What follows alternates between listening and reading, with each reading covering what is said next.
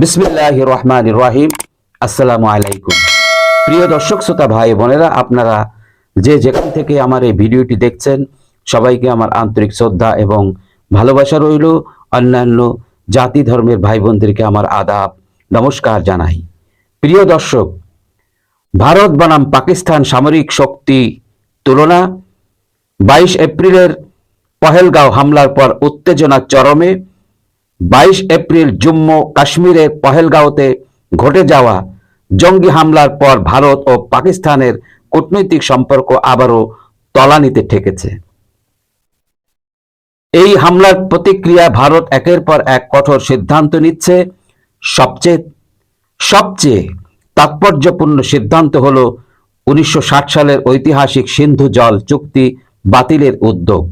পাশাপাশি দিল্লিতে অবস্থিত পাকিস্তানি হাই কমিশনারের কূটনৈতিকদের 48 ঘন্টার মধ্যে ভারত ছাড়ার নির্দেশ দেওয়া হয়েছে। এই ঘটনার পর যুদ্ধের সম্ভাবনা নিয়ে আলোচনা শুরু হয়েছে। ভারতীয় বিশ্লেষকরা বলেছেন, এবার শুধু কথার লড়াই নয়, সম্ভবত সরাসরি সামরিক পদক্ষেপও নেওয়া হতে পারে। অপরদিকে পাকিস্তান হুঁশিয়ারি দিয়েছে যে ভারত যদি আগ্রাসী মনোভাব দেখায় তবে তারাও জবাব দেবে উপযুক্তভাবে।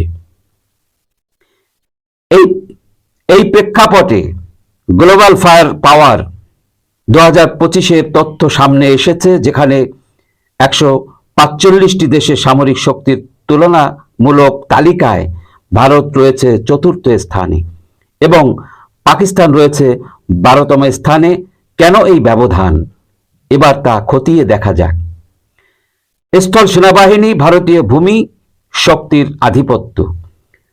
ভারতের সেনাবাহিনীতে রয়েছে 14.44 লক্ষ সক্রিয় সৈন্য, 11.55 লক্ষ রিজার্ভ বাহিনী এবং 25.27 লক্ষ আধাসামরিক বাহিনী।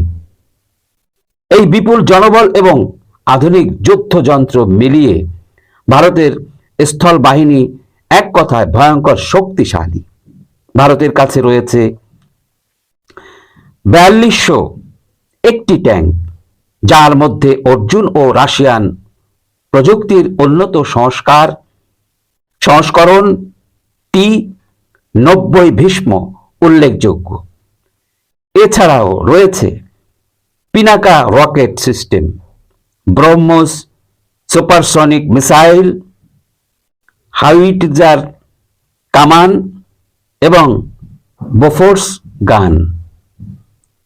অন্যদিকে পাকিস্তানের সক্রিয় সেনা সংখ্যা 6.54 লক্ষ এবং রিজার্ভ কম। তাদের কাছে 2627টি ট্যাঙ্ক, 3742টি সাজোয়া যান, 752টি স্বচালিত কামান ও 692টি রকেট লঞ্চার রয়েছে। সংখ্যায় ও প্রযুক্তিতে তারা পিছিয়ে। বিমান বাহিনী, আকাশে ভারতের প্রভাব। ভারতের বিমান বাহিনীর হাতে রয়েছে 2229টি বিমান, যার মধ্যে 600টি যুদ্ধ বিমান, যেমন Rafale, Sukhoi 30, MKI MiG-29, Miraj 2000, যা যে কোনো আকাশ যুদ্ধে জয় এনে দিতে পারে। এছাড়াও সহায়তা বিমান, আক্রমণাত্মক হেলিকপ্টার এবং UAV মিলে ভারতীয় বিমান বাহিনী পরিপূর্ণ। ভারতের মিসাইল সিস্টেম ব্রহ্মোস, অস্ত্র আকাশ ও রুদ্রামের মতো অস্ত্রে সুসজ্জিত। পাকিস্তানের হাতে আছে 1399টি বিমান, যার মধ্যে 328টি যুদ্ধ বিমান। তাদের হেলিকপ্টার ও UAV সংখ্যাও কম। প্রযুক্তিগতভাবে তারা ভারতের চেয়ে পিছিয়ে। নৌবাহিনী, সাগরেও ভারতের দখলদারি। ভারতের নৌবাহিনীর হাতে রয়েছে 150টি যুদ্ধ জাহাজ, যার মধ্যে রয়েছে 2টি শক্তিশালী বিমানবাহী জাহাজ, INS বিক্রান্ত ও বিক্রমাদিত্য। এছাড়া রয়েছে পারমাণবিক সাবমেরিন, ধনুষ ও K-15 এর মতো ক্ষেপণাস্ত্র ব্যবস্থা এবং 1.42 লক্ষ সক্রিয় নৌসেনা।